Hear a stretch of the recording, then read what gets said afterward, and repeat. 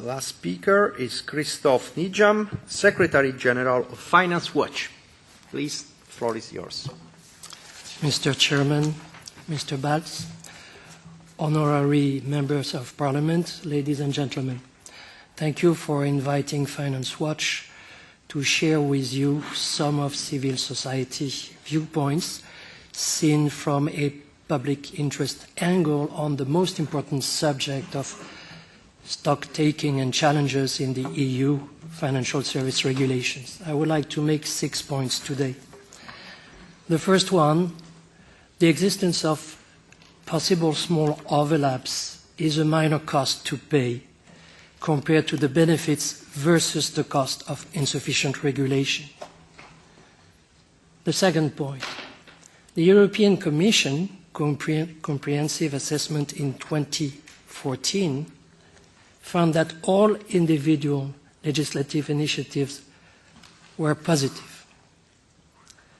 Third, the stock-taking exercise should not be used to backtrack and alleviate regulation.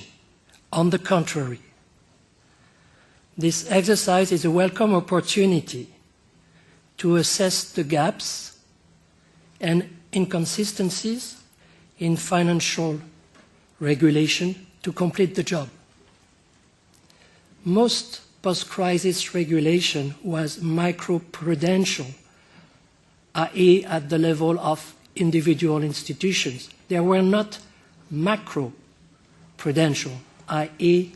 looking at the system as a whole to ensure that institutions don't run into trouble at the same time.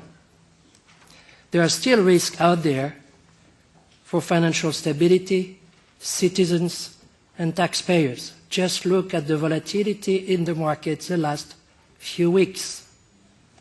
With interest rates close to zero, we are in unknown territory when and if rates will go up. So far, we have made regulation in firefighting mode.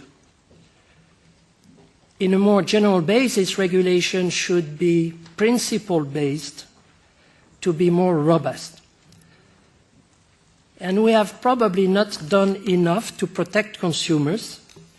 And yes, we are left with a few inconsistencies in sector regulation, for instance, differences in consumer protection, differences in transparency, differences in sanctions. We agree with that, we need more horizontal coordination in this aspect of regulation. The fifth point that I would like to make today is that the idea that the mission has been accomplished and that we need now to focus on growth and jobs is dangerous. Why?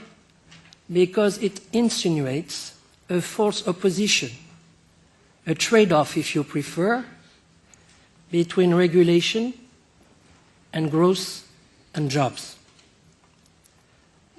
Financial stability is a prerequisite for sustainable growth. As Andrea Enria, the head of the European Banking Authority, did state, the main contribution that finance can make to growth is to not create financial crisis. Also look at an increasing number of research studies from institutions like the IMF, the OECD, BIS, etc., point out that too much finance is in fact an impediment to growth. As a conclusion, let me say that at a time when the political momentum is being shifted from we need to regulate shadow banking to we need to promote shadow banking via capital markets union, it is all the more urgent to complete the job. How? By regulating shadow banking. Why? to ensure financial stability and reduce the risk for taxpayers and consumers. These are the real prerequisites to restore consumer confidence. Such confidence being the pillar of consumption demand, which in turn is the key driver for growth, because consumption is two-thirds of growth. Two-thirds of GDP, excuse me. Thank you for your attention.